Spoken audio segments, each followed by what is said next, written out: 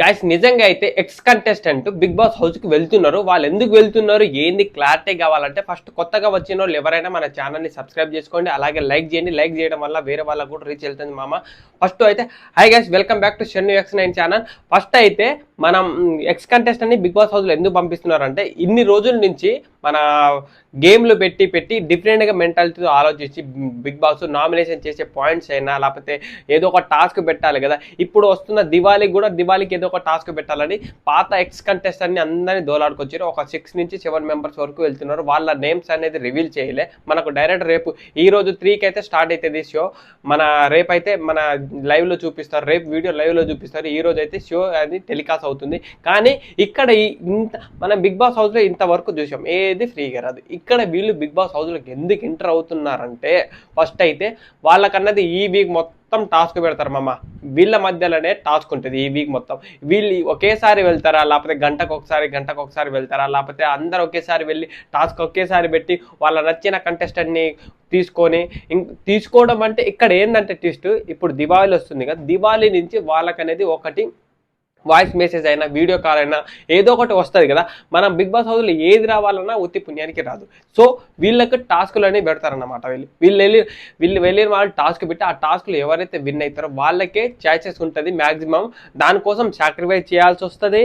మళ్ళీ కొందరు పొందిన వాళ్ళు ఉంటారు, కొందరు పొందని వాళ్ళు ఉన్నారు, లాస్ట్లో లెటర్ కూడా వచ్చిన వాళ్ళు ఉన్నారు, రాని వాళ్ళు ఉన్నారు. కానీ ఇక్కడ సాక్రిఫైస్ అనేది ఇంపార్టెంట్.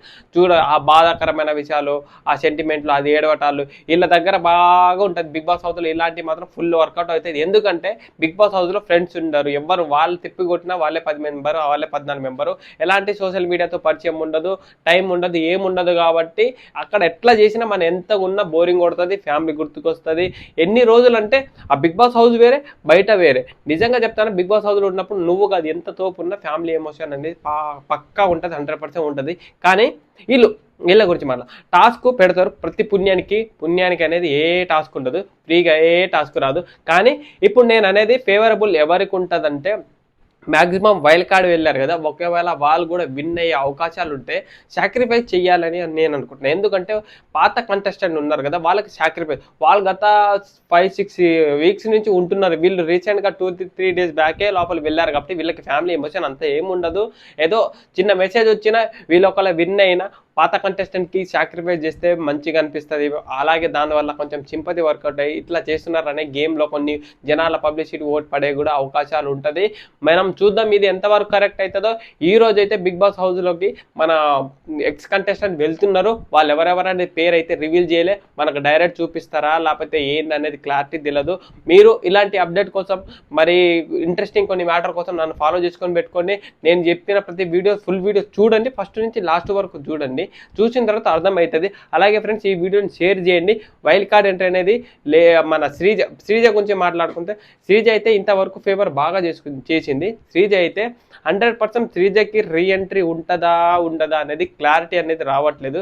ఉంటుంది, మ్యాక్సిమం ఉంటుందని జనాలు అనుకుంటారు.